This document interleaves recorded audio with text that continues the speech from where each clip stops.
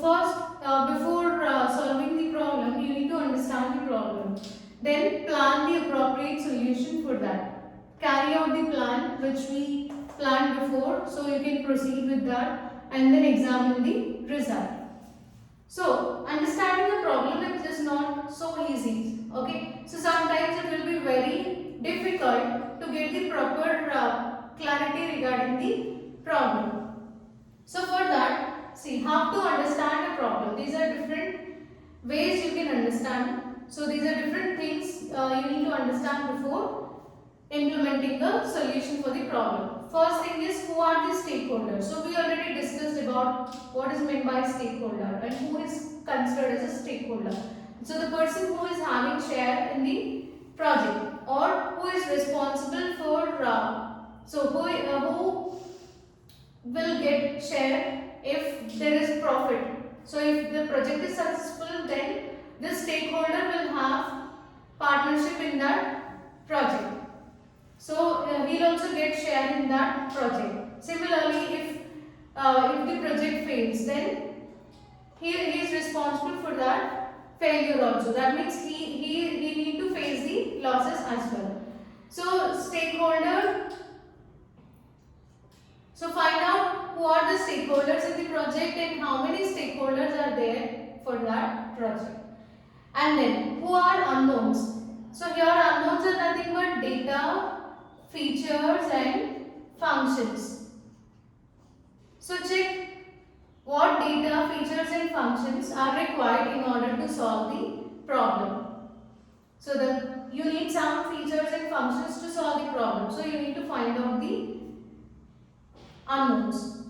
Then can problem be compartmentalized? Compartmentalized means you need to check whether the given problem can be divided into multiple sub-problems like S1, S2, S3 and S4 and so on. Okay. So if the problem is divided into sub-problems, then in that case it will be easy to understand. Instead of trying to understand the whole problem, it will be easy to understand simple problem, right? So these are small parts, so it will be easy to understand.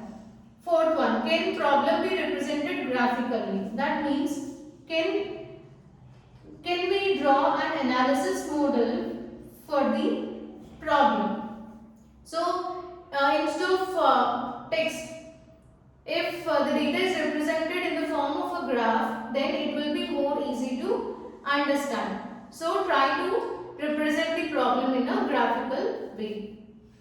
So these are the methods to understand the problem, various techniques. Next, plan the solution. So here first you need to identify whether there are any previous problems which are similar to the current problem or the current project which we are doing right now. So if the similar projects are already existing, then you need to check whether you can reuse the components or you can reuse the modules from that project in your project. So that becomes easy, right? So instead of doing everything from scratch, if reusability possibility is there, then you can make use of that. Next, can subproblems be defined? So here we divided problem into multiple subproblems. So assume that the similar problem, the problem which is similar to the current problem, that also has multiple subproblems. So for example, if this component is similar to the second component in your project, then in that case you can use this component. So that means the solution is directly available. So if the solution is directly available, then in that case you can use it in the current project. So can subproblems be defined? So whether we can use the existing solutions directly, whether they are readily available or not. If so, you can make use of it. Then can you represent a solution that leads to effective implementation? So here you need to check whether you can design, whether you can draw a design model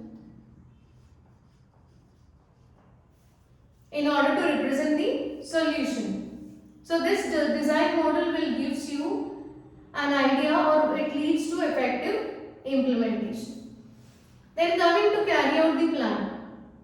So planning is over now. Now you need to proceed. That means you need to convert the design into coding.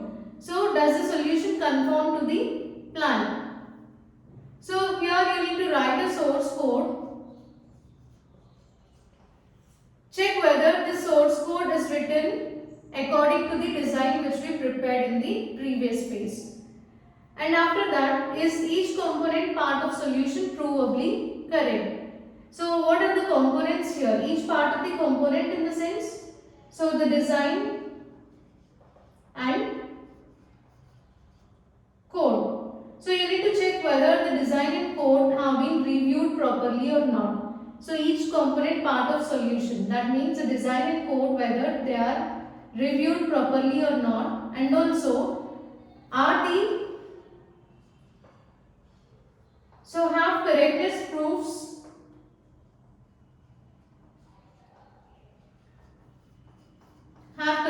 proofs been applied to algorithms. So we are using certain correctness proofs in order to prove that each component part of the solution is correct. So you need to check whether those proofs are used properly or not. And then examine the result. So here you need to perform evaluation. So we already completed design part, coding part is also over, and now you need to perform testing. So use efficient testing strategy here, and that testing strategy also check whether reasonable testing strategy have been implemented or not in order to test each component part of the solution. That means each part of the solution. So these are multiple parts. So testing should be done on every module. Then does the solution produce results that conform to the required features? So we designed one solution. So our ultimate goal is the design solution should satisfy needs of the customer. So it should meet the customer needs or customer requirements.